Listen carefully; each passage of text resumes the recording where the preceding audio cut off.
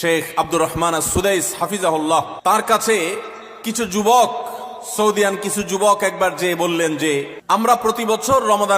রমজান আসার আগেই প্রস্তুতি নেই মানসিকভাবে যে আমরা এবার রমাদানে অনেক ইবাদত বন্দি করব, কোরআনটা খতম দিব,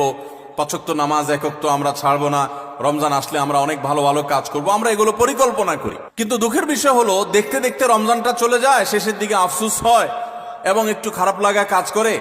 এবং দিন শেষে রমাদান পার হয়ে যায়। তখন শেখ সুদাইস হাফিজাহুল্লাহ তিনি তাদেরকে বলেছিলেন, রমজানে যদি ইবাদত করতে না পারেন